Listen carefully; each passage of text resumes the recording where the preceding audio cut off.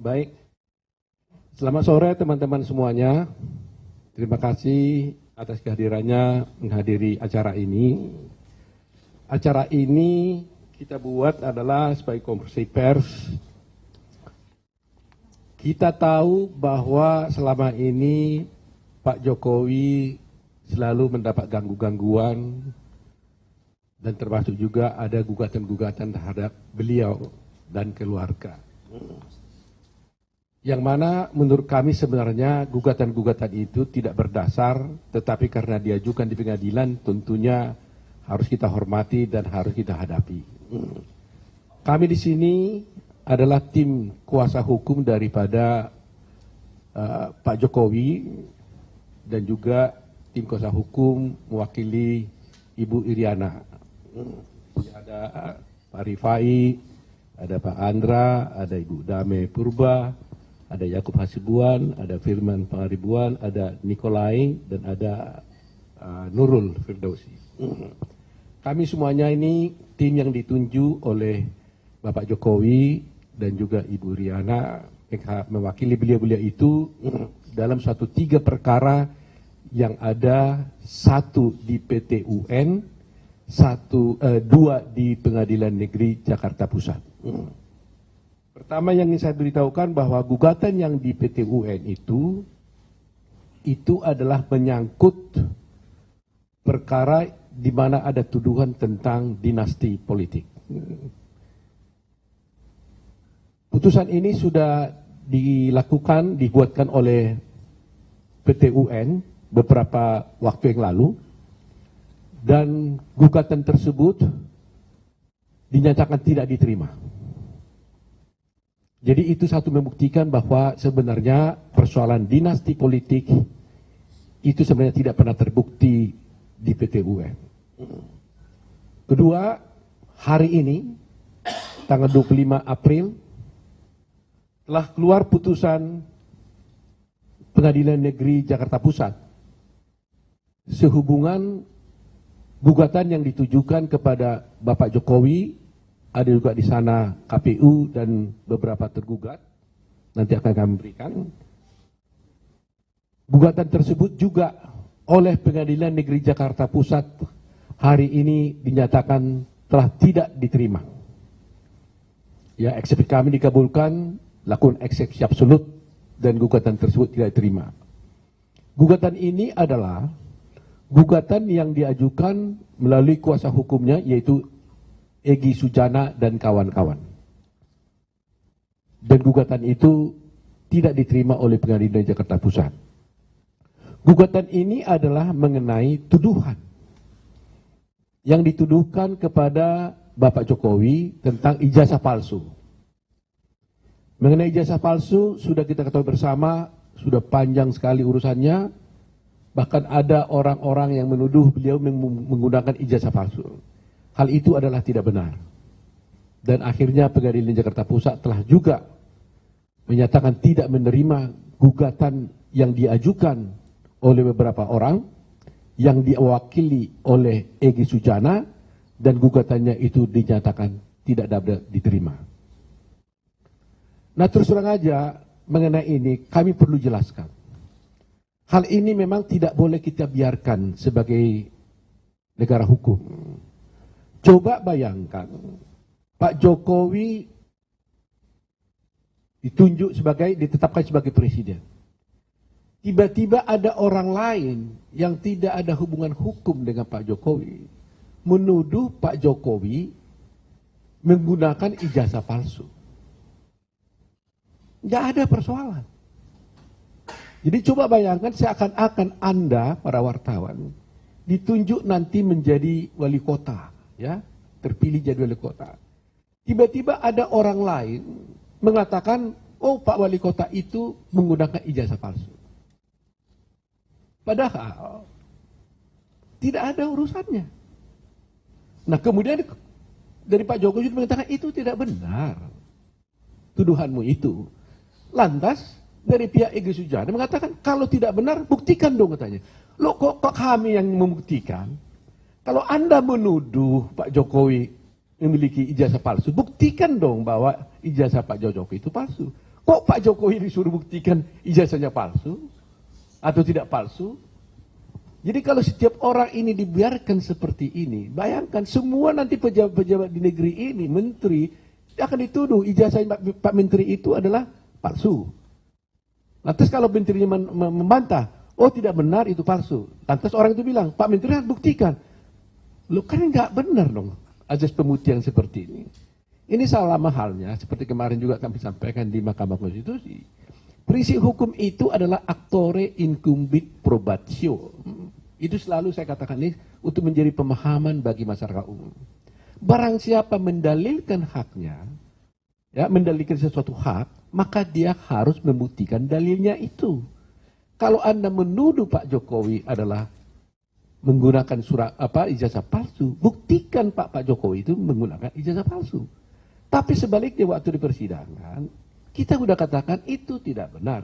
Lantas Pak Egy Sujana mengatakan, buktikan dong, mana surat palsu ijazahnya. Nah, ini kan satu pembuktian yang tidak berdasarkan hukum. Nah, karena pentingnya acara ini, perkara ini, karena nuansanya kan terus terang aja menyebut seorang presiden Republik Indonesia yang sudah menjabat sekian tahun bahkan akan berakhir masih dituduh menggunakan ijazah palsu tanpa dasar, ini kan tidak baik buat negara hukum. Terhadap yang menuduh itu dulunya, itu juga sudah dihukum di Pengadilan Negeri Solo sampai kepada Bambang Tri ya namanya kan, sampai akhirnya ke PK ya. Sampai PK sudah dinyatakan dia bersalah. Bersalah karena kalau nggak salah menuduh Pak Jokowi sebagai orang menggunakan ijazah palsu.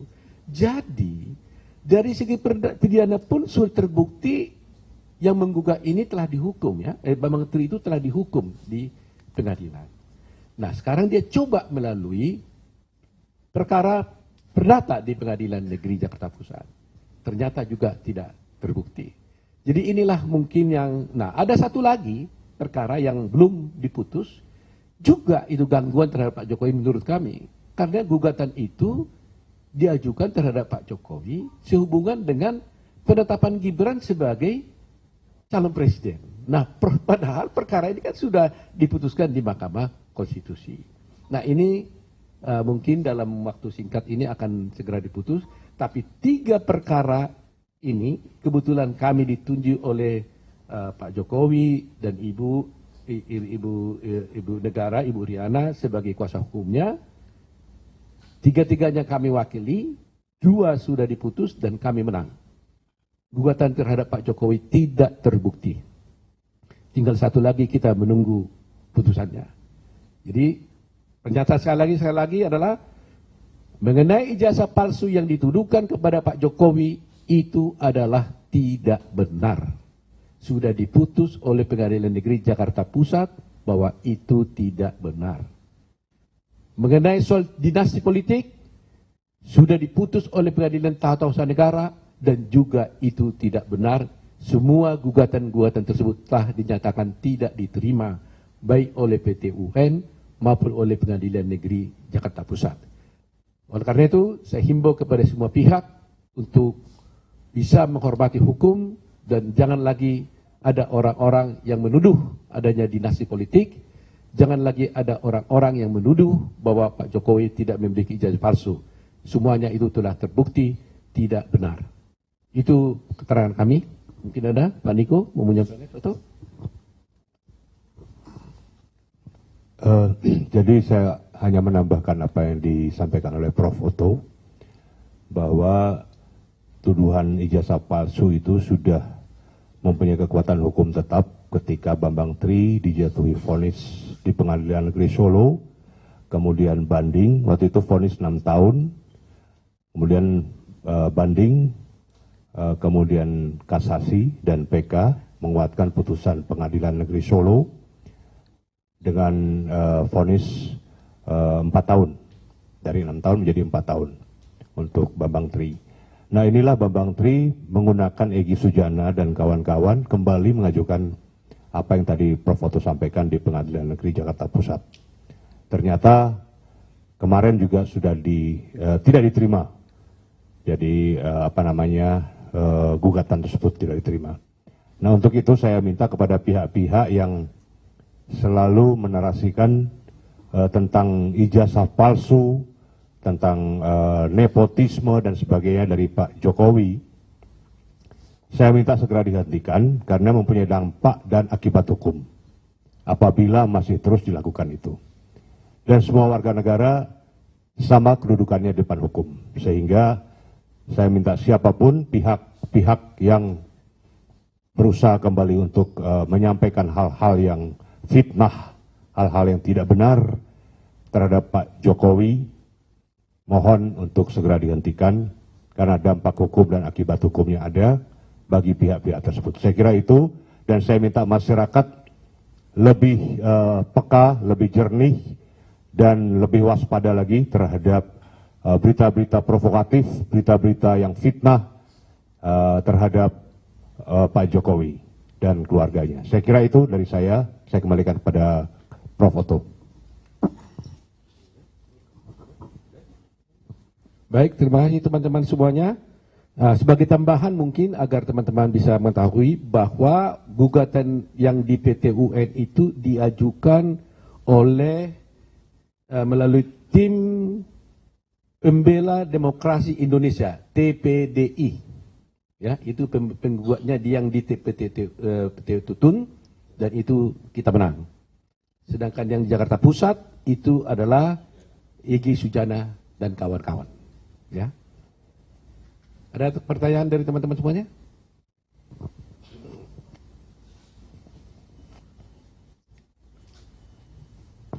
Jadi sudah jelas ya, 3 perkara itu sekarang 2 sudah diputus dan sama sekali tidak ada yang bisa membuktikan tentang tuduhan-tuduhan mereka. Jadi selama ini kita bisa lihat bahwa itu hanyalah suatu narasi-narasi yang disampaikan untuk boleh dikatakan, ya kami duga sebenarnya ada duga di dalam perkara pidana. Kenapa itu dinyatakan dihukum? Karena mungkin diduga untuk melakukan fitnah atau pencemaran nama baik, gitu kan? Nah, sedangkan di perkara ini karena diajukan gugatan di pengadilan, tentunya kita buktikan sebaliknya. Itu saja mungkin yang ingin saya sampaikan. Ya? Ya?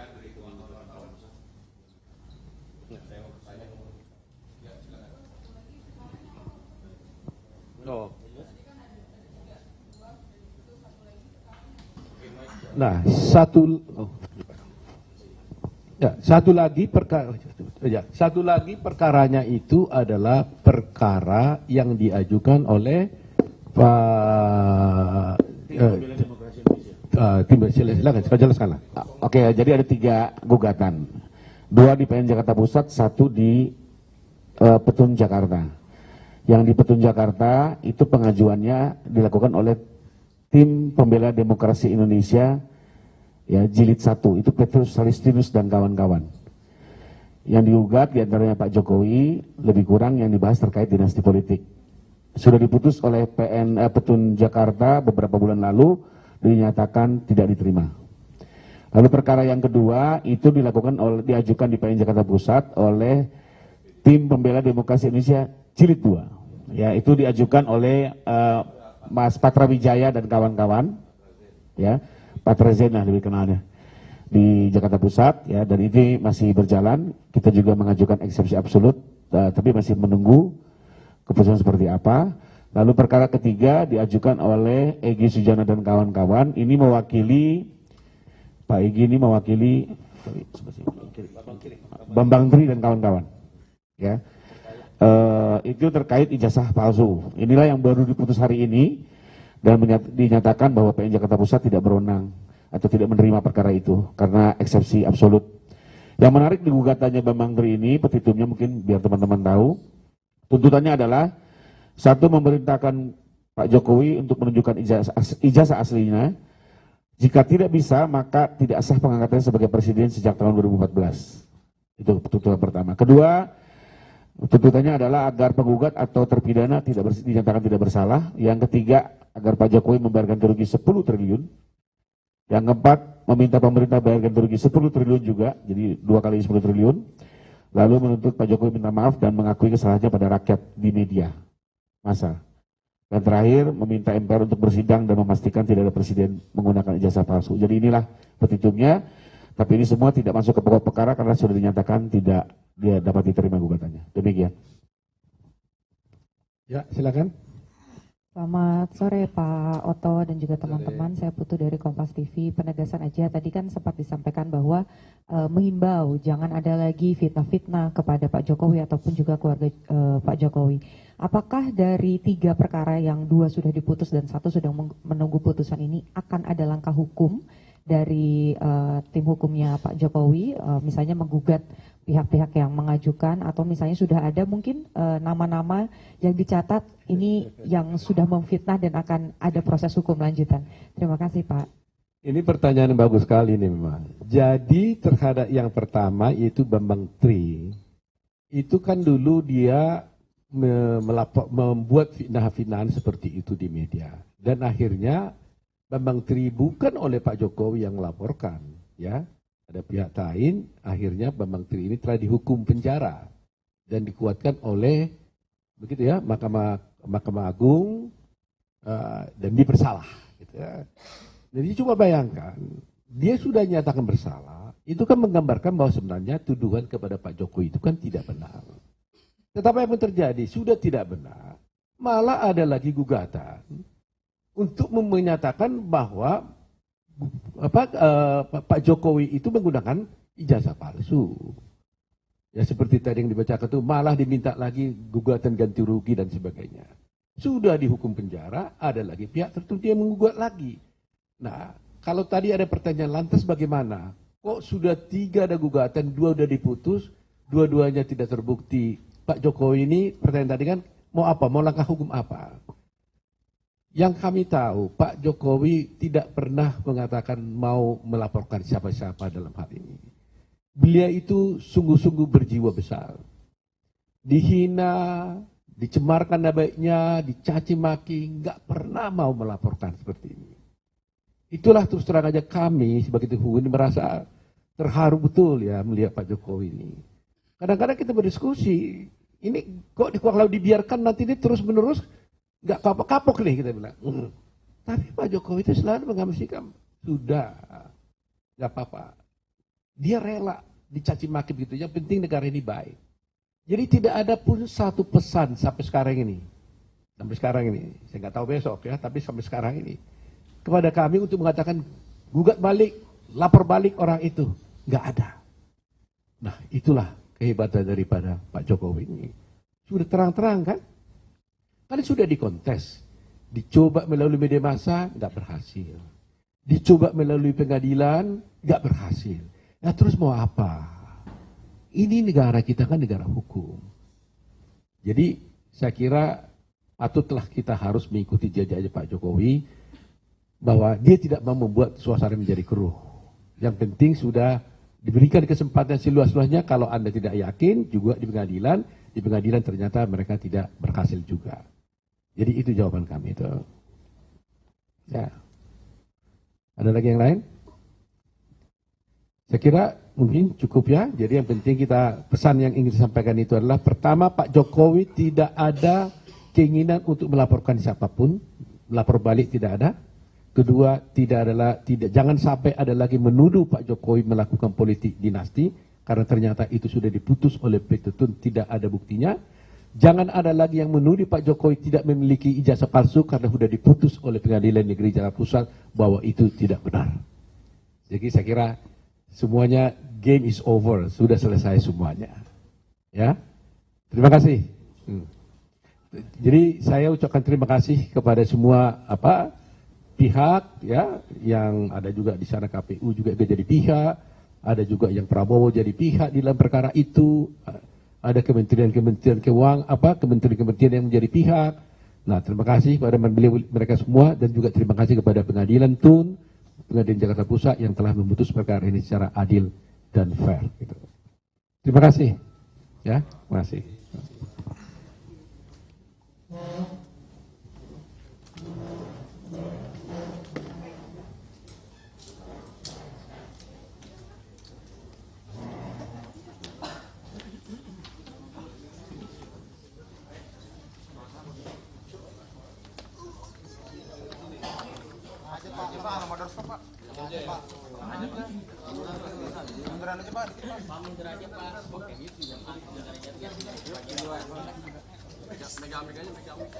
Dia pakai mic juga nggak apa-apa. Pakai mic yang tadi aja Prof, biar audionya tetap. Iya. Ya. Biar enak, jadi lebih gampang.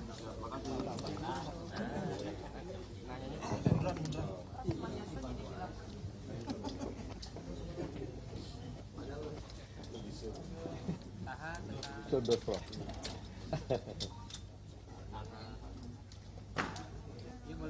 Apa ini pertanyaannya nih?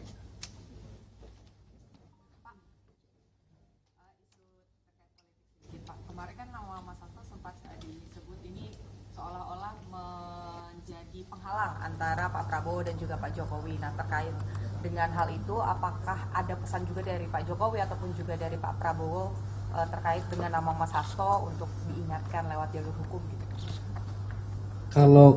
Kalau dari Pak Jokowi maupun dari Pak Prabowo sama sekali tidak ada pesan untuk hal-hal yang seperti itu. Pak Prabowo itu hanya dengan tegas menyatakan jangan sampai ada pihak-pihak tertentu yang bermimpi untuk memecah belah, mengadu domba Pak Prabowo dengan Pak Jokowi. Itu yang disampaikannya. Jadi kalau umpamanya apakah nanti ada upaya-upaya hukum dan sebagainya, saya pikir itu tidak pernah dibicarakan ya. Nah, kalau mengenai kasus tadi ini yang soal Pak Jokowi difitnah, saya ingin tegaskan kembali bahwa Pak Jokowi tidak pernah pesan kepada kami untuk melaporkan balik baik pihak yang telah menfitnah, mencemarkan nama baik Pak Jokowi, yaitu termasuk dalam perkara Bambang Tri yang menuduh Pak Jokowi sebagai menggunakan ijazah palsu, ya, itu juga tidak ada pesan. Bahkan mereka sudah mengajukan gugatan kepada kami, kepada Pak Jokowi di PT-TUN tentang politik dinasti, dan itu sudah diputus oleh Pengadilan Negeri, Pengadilan Tata Usaha Negara, dan itu sudah dinyatakan tidak diterima. Kedua, putusan Pengadilan Negeri hari ini juga sudah keluar menyatakan gugatan yang diajukan oleh Egy Sujana dan kawan-kawan yang mempersoalkan tentang ijazah palsu dari Pak Jokowi juga sudah diputus Pengadilan Negeri Jakarta Pusat, dan ternyata Pengadilan Negeri Jakarta Pusat tidak menerima gugatan mereka. Jadi saya kira sudah selesai. Dua hal yang utama, pertama mengenai politik dinasti sudah tidak terbukti di PT-UN. Mengenai soal ijazah palsu sudah selesai, tidak terbukti di Pengadilan Negeri Jakarta Pusat. Mengenai persoalan ijazah palsu tentang tindak pidana yang dilakukan oleh Bambang Tri sudah diputus oleh Pengadilan Negeri Solo dan dikuatkan oleh Mahkamah Agung bahwa terbukti bahwa mereka melakukan tindak pidana mencemarkan nama baik. Jadi sudah selesai. Jadi harapan kami itu aja, karena ini saya terus terang aja merasa ya gimana ya, sedih juga ya, seorang presiden dituduh-tuduh tanpa bukti itu nggak baik gitu ya. Bukan kita mau membela secara media, tapi sangat-sangat tidak baik gitu loh. Jadi kalau ada rasa-rasa tidak berbeda pendapat, itu sah-sah saja, tapi jangan sampai ada melakukan fitnah gitu loh kan. Nah, di dalam perkara itu Pak Jokowi nggak pernah menggugat loh. Jadi bayangin, nggak pernah menggugat, justru digugat, digugat untuk melakukan politik dinasti. Di Pengadilan Negeri Jakarta Pusat digugat melakukan ijazah palsu. Sudah terbukti, Pak Jokowi sampai sekarang nggak ada perintah kepada kami buat balik, lapor, tidak ada. Nah, itulah menjadi suatu hal yang menjadi penghormatan kita kepada Pak Jokowi yang betul-betul dia siap ya menjadikan diri seorang presiden yang siap untuk dikritik, bahkan difitnah pun tidak melakukan upaya hukum melawan. Kalau terkait dengan PT-UN PDIP, Pak, memang yang digugat ini kan KPU sebetulnya terkait dengan melawan hukum, tapi kan di situ nama Prabowo Gibran ini masih terseret juga dalam gugatan yang dilayangkan ke PT-UN itu. Nah, sebagai tim kuasa hukum Prabowo Gibran, ada tanggapan Pak terkait dengan petun yang PDIP itu?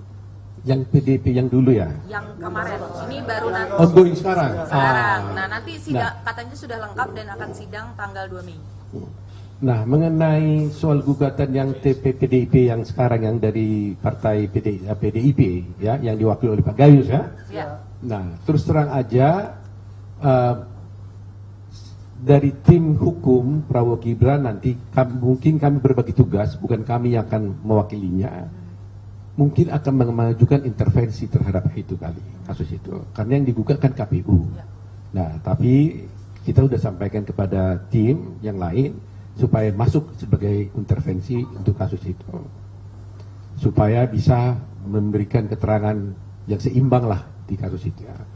Nah, terus terang aja kalau kami berpendapat gugatan PDIP ini sebenarnya ini dari segi politik dulu saya cerita, ini sebenarnya nggak konsisten gitu ya. Di satu pihak Ganjar Pranowo dan Pak Mahfud sudah mengucapkan selamat kepada Pak Prabowo dan Gibran sebagai presiden, tapi di satu pihak digugat lagi di pengadilan PT Tun gitu loh. Jadi kita nggak tahu yang sebenarnya yang mana yang benar ini, ya kan? Ya, kalau memang sudah selamat ya sudah selesai dong persoalannya. Mari kita bangun bangsa ini dengan baik. Kok ada ekornya gitu loh? Jadi ada ekornya kan? Jadi ekornya ada pengadilan gitu loh. Nah, tetapi itu kita harus hormati. Ya, kita sebagai tim hukum Prabowo Gibran menghormati. Ya, karena mereka ucap selamat kita terima. Dan mereka menggugat juga, ya kita terima juga, kita akan coba lihat gitu. Nah, dari segi hukum, menurut kami, gugatan itu sebenarnya sudah tidak tepat gitu. Karena bagaimana ya pengadilan Tun bisa menguji putusan MK? Kan dua lembaga yang terpisah.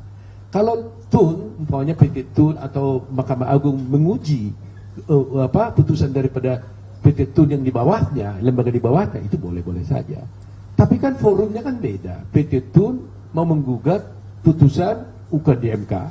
Itu bagaimana? Nah, di dalam petitum mereka saya baca kemarin, mereka ingin lagi mengatakan agar keputusan KPU itu dibatalkan. Kira-kira begitu ya, persisnya ya. Keputusan KPU itu dibatalkan. Kan ini tidak mungkin, kan ini sudah diuji di MK. Kan ini diuji. Nah, yang saya tahu, kalau sudah menyangkut soal keputusan KPU itu kan ranahnya undang-undang pemilu. Ya, kalau undang-undang pemilu, maka tentunya yang harus digugatnya itu melalui Bawaslu. Ya kan? Nah, kalau juga tetap juga paling tidak, kalau dia tidak melalui Bawaslu, ya masa langsung ke PT UN. Biasanya kalau ada pelanggaran, ya, maka harus dilakukan pengaduan ke Bawaslu. Kalau Bawaslu mereka tidak puas, bisa banding kepada Tun, Task Force Negara ya, PT Tun gitu. Setelah itu nggak puas lagi di PT Tun, baru ke Mahkamah Agung. Nah, ini tidak melalui Bawaslu, dia gugat kepada PT Tun, PT UN gitu, PT Tun kan. Nah, ini yang saya lihat ini nggak tepat menurut saya gitu ya. Jadi saya yakin dan percaya bahwa biar bagaimanapun keputusan MK itu adalah keputusan yang final and binding, sudah final dan mengikat semua pihak. Tinggal menunggu Pak Prabowo Gibran ditetapkan jadi dilantik menjadi presiden bulan Oktober, dan gugatan itu berjalan begitu saja, tapi akan kita lihatlah bagaimana. Jadi kemungkinan besar akan ditolak di PT UN ya Pak? Kalau saya memperhitungkan dari segi ilmu ya, dari segi praktek di peradilan, saya kira paling tidak mungkin itu tidak diterima kalau tidak ditolak. Ya kan?